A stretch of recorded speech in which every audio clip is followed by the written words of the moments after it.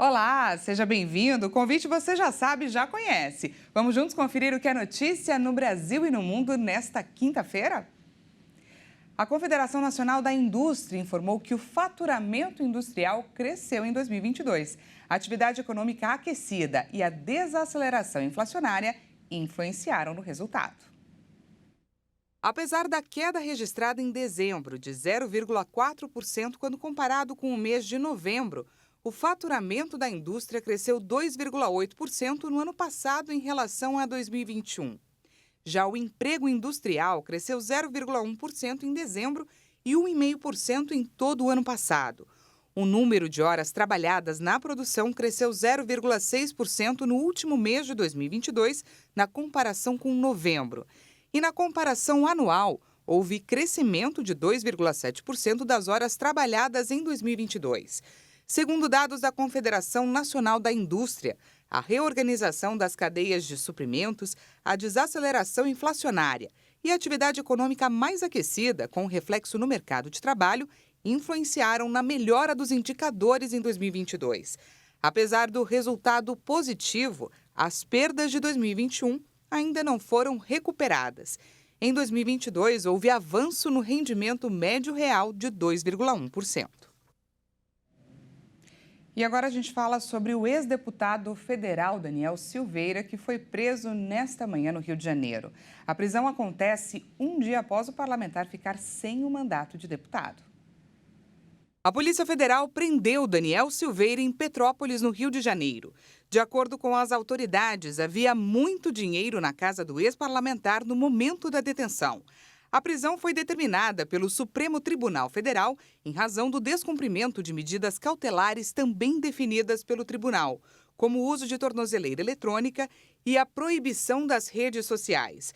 Daniel foi preso um dia após perder o mandato e o foro privilegiado, já que nesta quarta-feira os novos parlamentares tomaram posse. Daniel Silveira se candidatou ao Senado pelo Rio de Janeiro em outubro e recebeu 1,5 milhão de votos, mas não se elegeu.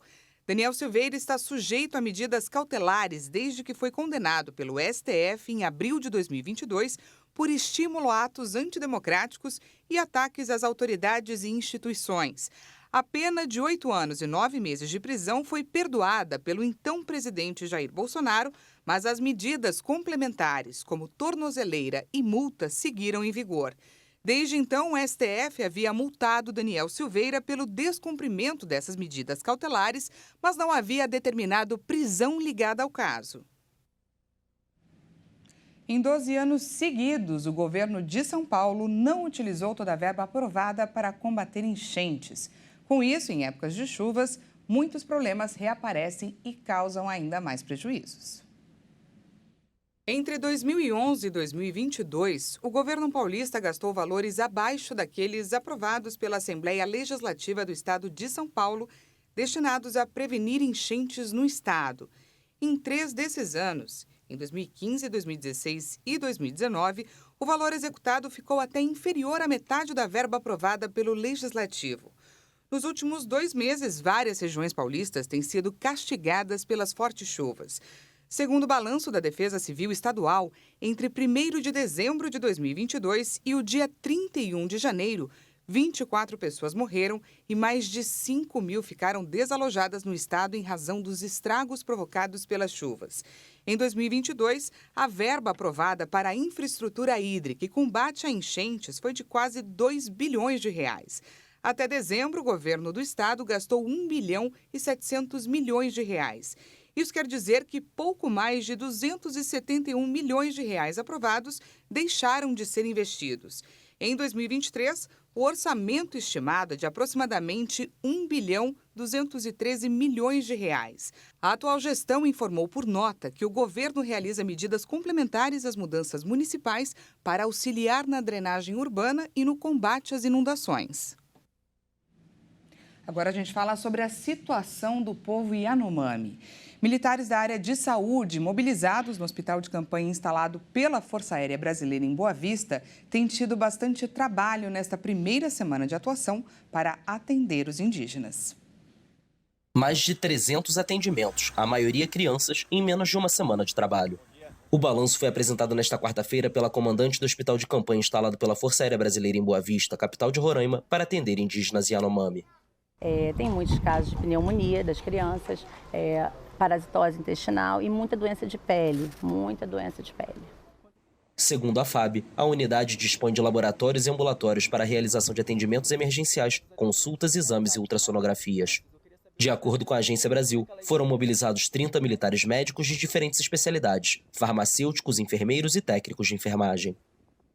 Não é um hospital de longa permanência, não é um hospital que tenha finalidade de internação. Então a gente atende o paciente, estabiliza o paciente, no caso de graves, e transfere.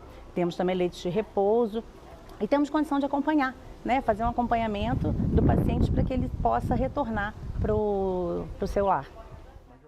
O governo federal declarou emergência sanitária depois que os casos de desnutrição e malária infantil desta etnia dispararam.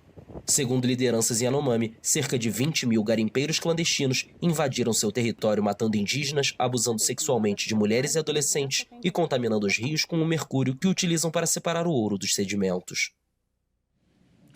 E agora vamos de destaque internacional. Estados Unidos e Coreia do Sul realizaram exercícios aéreos conjuntos em resposta ao que chamaram de ameaça crescente de armas nucleares por parte da Coreia do Norte. Em 2022, Pyongyang se declarou uma potência nuclear e efetuou testes com mísseis em quase todos os meses. O Ministério da Defesa do país asiático informou que as aeronaves sobrevoaram o Mar Amarelo, que fica entre a China e a Península Coreana. Participaram dos exercícios um bombardeiro estratégico B-1B e caças furtivos F-22 e F-35B, todos da Força Aérea Americana, e o caça sul-coreano F-35A. Os secretários de defesa dos Estados Unidos e da Coreia do Sul disseram que o aumento de tais manobras e uma maior cooperação em segurança se deve a uma ameaça crescente de armas nucleares por parte da Coreia do Norte.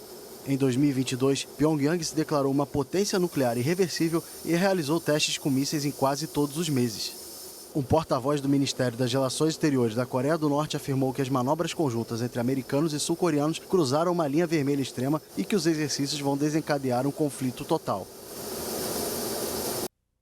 E nessa quarta-feira, as ruas de Mianmar ficaram completamente vazias em uma manifestação silenciosa da população contra o governo da junta militar que controla o país. O golpe militar que colocou fim à democracia e elevou a crise no país completou 2 anos. Ruas vazias em Mianmar e um protesto silencioso. O comércio fechou as portas nesta quarta-feira em Yangon, centro econômico do país, para marcar o 2º aniversário do golpe que depôs o governo de Aung San Suu Kyi. Segundo moradores de Mandalay, a 2ª maior cidade do país, também aderiu ao protesto. Mianmar está atolada em uma grave crise que desencadeou violência em várias regiões e colapsou a economia. Os militares justificaram o golpe de 1º de fevereiro de 2021, alegando, sem fornecer provas, que houve fraude nas eleições vencidas pelo partido de Suu Kyi. Na ocasião, a junta liderada por Min Aung Hlaing impôs estado de emergência que deveria vigorar até janeiro, com a Constituição obrigando as autoridades a lançar um processo eleitoral. Mas o Conselho Nacional de Defesa e Segurança de Mianmar confirmou a ampliação por mais 6 meses da medida, o que supõe um adiamento da data das eleições. O líder da junta reiterou a promessa de realizar eleições gerais, mas deixou claro que os militares terão papel preponderante.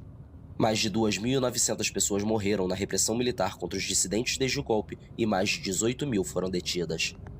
A ex-presidente de Mianmar, Aung San Suu Kyi, foi condenada recentemente a 33 anos de prisão, após julgamentos a portas fechadas, processo que grupos de defesa dos direitos humanos taxaram de farsa. Por ocasião dos 2 anos do golpe, Estados Unidos, Canadá e Reino Unido anunciaram novas sanções contra os generais do governo, mas medidas similares tomadas no passado tiveram pouco impacto sobre os militares. Essa edição fica por aqui. Muito obrigada pela sua companhia e até mais.